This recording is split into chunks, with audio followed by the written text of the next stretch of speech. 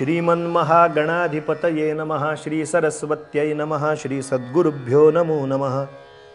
दत्तात्रेयं प्रपद्ये शरणमनुदिनं दीनबन्धुं मुकुन्दं नैर्गुण्ये सन्निविष्टं पथि परमपदं बोधयन्तं मुनीनां भस्माभ्यङ्गं जटाभिः सुललितमुकुटं दिक्पटं दिव्यरूपं सह्याद्रौ नित्यवासं प्रमुदितममलं सद्गुरुं चारुशीलं काषाय वस्त्रं करदण्डधारिणं कमण्डलुं पद्मकरेण शङ्खं चक्रं गदाभूषितभूषणाढ्यं श्रीपादराजं शरणं प्रपद्ये। अवधूतचिन्तन श्री गुरुदेव दत्त श्रीपाद श्रीवल्लभ श्रीमन नृसिंह सरस्वती स्वामी महाराज की जय। श्रीमद वासुदेवानंद सरस्वती स्वामी महाराज की जय। श्री गुरुदेव दत्त दत्त दत्त।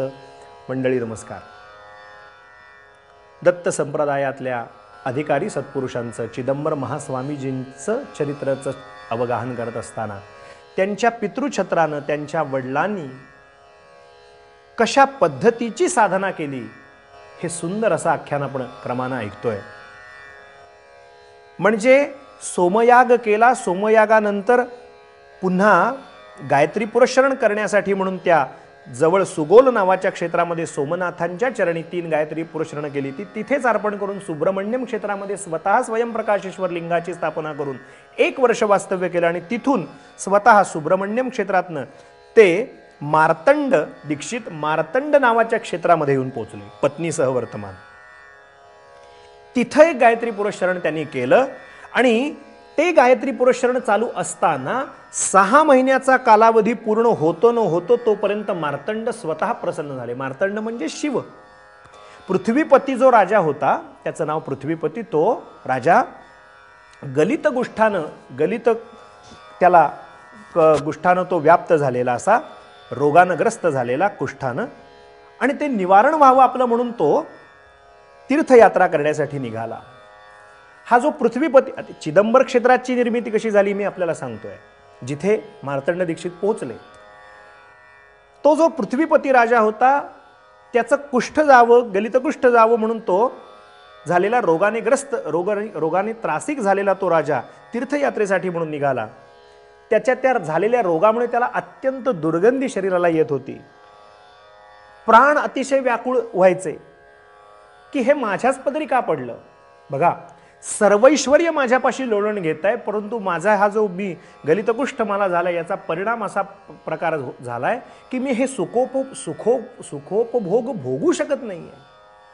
सगळं हातात आहे परंतु ते मी घेऊ शकत नाहीये, ग्रहण करू शकत नाहीये। का तर मी त्याला अपात्र आहे म्हणून राजाचं मन सदैव खिन्न असायचं। या राजानं असं ठरवलं की आपण आता तीर्थयात्रेसाठी बाहेर पडू। कुठं जायचं? रामेश्वरला खाली निघू आणि रामेश्वरला जाताना दर्शन घ्यायचं आणि जर आपला रोग जर रामेश्वरला जाताना बरा झाला नाही तर आपण प्राण तिथंच सोडून टाकायचा, आपण प्राण तिथेच अर्पण करायचा रामेश्वराच्या चरणी। यानं पक्का दृढ निश्चय केला। चतुरंग सेना आपल्याबरोबर घेतली आणि रामेश्वरच्या दिशेनं निघाला। हा जो पृथ्वीपती होता हा निघाला पश्चिम समुद्रातून 150 योजन दूरच होता आणि वाटेत एका अरण्यामध्ये याचा मुक्काम एका रात्री पडला। मनामध्ये अतिशय खिन्न होता की मी असा पापी काहीतरी अनंत जन्माचा असेल म्हणून हे सुखोपभोग भोगायला लायक मी नाही, मला ते सर्व काही पदरात आहे पण मी भोगू शकत नाही। नैराश्याने ग्रस्त असा झालेला तो राजा आपल्या त्या जंगलामध्ये मुक्कामाला असताना सहज त्याचं लक्ष गेलं। काय लक्ष गेलं तर त्याला समोर एक औदुंबराचा वृक्ष दिसला। त्या औदुंबराच्या वृक्षाच्या खाली पाणी झिरपत होतं। त्या पाण्यामधून पाझरणाऱ्या त्या पाण्याचा चिखल झाला होता आणि हा एका बाजूला बसला होता। त्याच्या समोर त्या औदुंबराच्या वृक्षाखालून पाझरणाऱ्या पाण्याच्या चिखलामध्ये एक रानडुक्कर रानातनं आलं आणि ते त्याच्यात थोडंसं लोळलं। अर्धा भाग त्या रानडुकराचा सुवर्णकांतीचा झाला आणि तो राजाकडे त्या रानडुकरांनी पाहिलं आणि ते रानडुक्कर निघून गेलं। घटना घडून गेली। राजाला काही कळलं नाही पण हा राजा हुशार होता। याच्या लक्षात असं आलं की मी बसलोय माझ्या समोर असलेल्या या औदुंबर वृक्षाच्या खाली झालेल्या या चिखलामध्ये ते रानडुक्कर येतं काय, ते लोळतं काय, त्याचा अर्धा देह सुवर्णकांतीचा होतो काय। याचा अर्थ भगवंताला दया येऊन भगवंतांनी मला सुचवलंय की तू हा चिखल जरा लाव तुझ्या या गलित गोष्टावरती। असं तर नसेल ना? भगवान काय आपल्याला स्वतः येऊन सांगणार आहेत का? त्यानं ते ताडलं डोक्याने आणि स्वतः तिथं गेला. आणि फार फार तर काय होईल, चिखल अंगाला लागेल याच्यापेक्षा काय होईल, काही जर आपण करत असलेला तर्क जर चुकीचा निघाला तर. पण श्रद्धायुक्त अंतकरणानं गेला आणि तो सगळा चिखल त्या औदुंबराच्या त्या वाहणाऱ्या पाझरणाऱ्या पाण्यातनं झालेला चिखल तो आपल्या शरीराला जसा जसा लावत गेला तसा तसा दिव्य कांतीचा असा तो राजा झाला. नवे नवे त्याची कांती सुवर्णाशी झाली. चिदंबर कृपा झाली दिव्य कांती दिव्य ऐसी, राजा तो मानसी आनंदला. त्याची सगळी कांती सुवर्णमय अशी झाली.